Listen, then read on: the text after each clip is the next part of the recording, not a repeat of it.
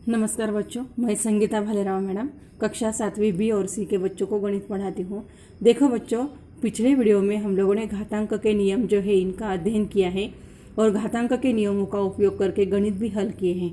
और अभी आज इस वीडियो में हम लोग देखने वाले हैं पूर्ण वर्ग संख्या का वर्गमूल ज्ञात करना। अभी देखो, सबसे पहले हमें पूर्ण वर्ग संख्या किसको कहते हैं यह समझ में आना चाहिए। तो इसका मतलब देखो, पहले वर्ग किसको कहते हैं इसका थोड़ा सा हम लोग पुनरावर्तन करेंगे।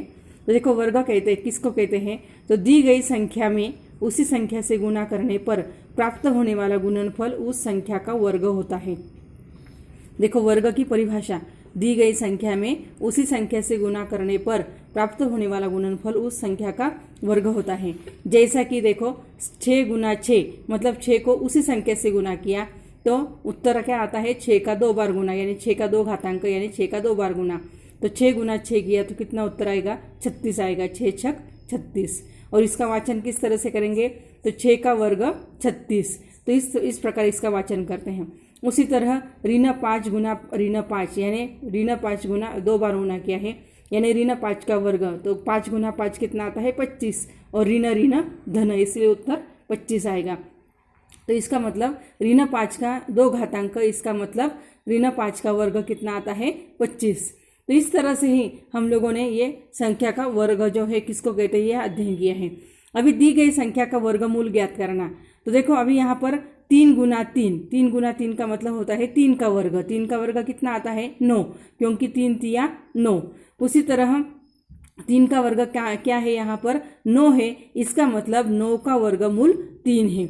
और इस तरह से ये 9 का वर्गमूल 3 है, तो इसको वर्गमूल दिखाने के लिए इस तरह से चिन्ह का उपयोग किया जाता है। जैसे कि इसका वर्गमूल में 9, इसका अर्थ होता है 9 का वर्गमूल। तो इसे 9 का वर्गमूल होता है 3, यानी 3 का वर्ग 9 और 9 का वर्गमूल 3।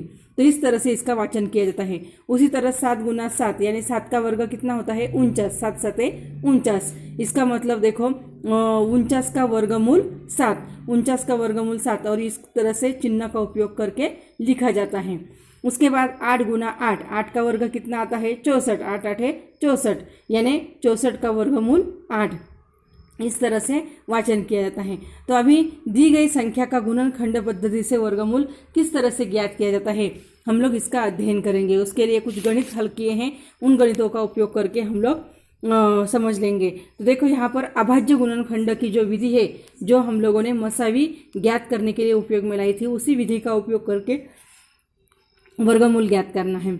जैसे कि देखो, पहला उदाहरण लिया है मैंने 169 का वर्गमूल ज्ञात करो। तो अभी यहाँ पर अभाज्य गुणनखंड विधि जो है उसका उपयोग करने का है। तो देखो, 169 के अभाज्य गुणनखंड ज्ञात करने के हैं। तो देखो, 169 को किससे भाग जा सकता है, 13 से, इसलिए 13 गुना 13 किया तो 169 आता है। इसलिए 13 एकम देखो 13 गुना 13 मतलब 169। और 13 जो है 13 एकम 13, 13 के पहाड़े में आते हैं। तो देखो, 169 के अभाज्य गुणनखंड 169 बराबर 13 गुना 13। अभी देखो, यहाँ पर 2 बार 13 आया है, इसका मतलब एक ही 13 लेने का है। और फिर यहाँ पर उत्तर आएगा कि 169 का वर्गमूल 13 आएगा। तो इस तरह से ये वर्गमूल का जो चिन्ह है इसका उपयोग करके इस तरह से ये लिखने का है। उसके बाद आगे वाली और एक संख्या है 256। देखो, 225 का वर्गमूल ज्ञात करो। अभी यहाँ पर देखो 225 है, अभी इसके इकाई स्थान पर 5 है, इसका मतलब 5 से भाग करने का है। अभी देखो, 5 के पहाड़े में 22 नहीं, इसलिए 22 से छोटी संख्या 5 चौक 20। 22 में से 20 घटाए तो 2 रह गए, इधर हो गए 25, यानी 5 5 25। फिर से यहाँ पर इकाई स्थान पर 5 है, यानी 5 से ही भाग करेंगे। 5 9 45। उसके बाद 9 जो है वो 3 के पहाड़े में आते हैं, इसलिए 3 तिया 9 और फिर 3 एकम 3। अभी देखो, 225 के अभाज्य गुणनखंड जो है इनको गुणनखंड के रूप में लिख लेने का है। देखो, यहाँ पर 225 बराबर 5 गुना 5 गुना 3 गुना 3। अभी जो समान गुणनखंड है उनके 2 की जोड़ियाँ बनाने की है। अभी यहाँ पर 5 की जोड़ियाँ और यहाँ पर 3 की, तो उनके नीचे अंडरलाइन करने की है कि ये 2 5 और यहाँ पर ये 2 3।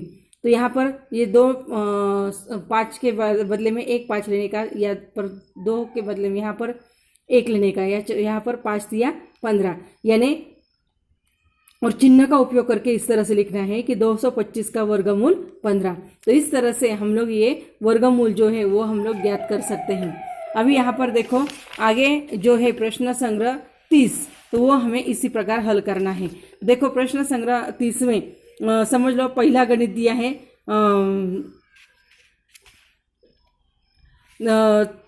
पहला गणित दिया है 625। तो देखो यहाँ पर प्रश्न संग्रह 30 जो है इसमें भी हम लोग हल कर सकते हैं। देखो 625 का वर्गमूल ज्ञात करना है। देखो 625 का वर्गमूल ज्ञात करने के लिए फिर से हमें इस तरह से क्या करने का है, अभाज्य गुणनखंड तैयार करने के हैं। तो देखो अभी यहाँ पर 625, इसके इकाई स्थान पर कौन सा अंक है 5, यानी 5 से ही हम लोग क्या करेंगे यहाँ पर भाग करेंगे। देखो 5 के पहाड़े में 6 नहीं आते, इसलिए 5 एकम 5, 6 में से 5 घटाए तो 1, यहाँ पर हो गए 12, 5 दूना 10, 12 में से 10 घटाए तो फिर से यहाँ पर रह गए 2, यानी 5 5 25, कितने आ गए 125। फिर से इकाई स्थान पर 5 है, इसलिए 5 दूना 10, 12 में से 10 घटाए तो 2, 5 5 25, फिर से 5, 5 5 25, फिर से 5, 5 एकम 5। तो अभी यहाँ पर 625 के गुणनखंड जो है वो हमें लिखने के हैं।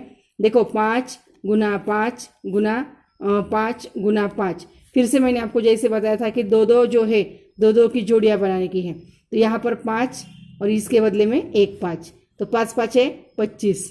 तो यहाँ पर आ गया 625 जो है उसका वर्गमूल है 25। तो इस तरह से हमें ये प्रश्न संग्रह 30 जो है इसके गणित हल करने के हैं। अगर आपके पहाड़े याद रहेंगे तो आप लोगों को ये बहुत ही आसान है।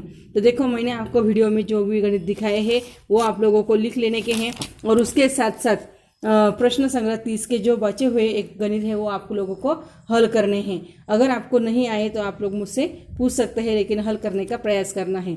तो इसलिए आप लोगों को ये वीडियो में जो मैंने गणित हल करके दिए हैं ये गणित आप लोगों को देख कर लिख लेने के हैं। धन्यवाद।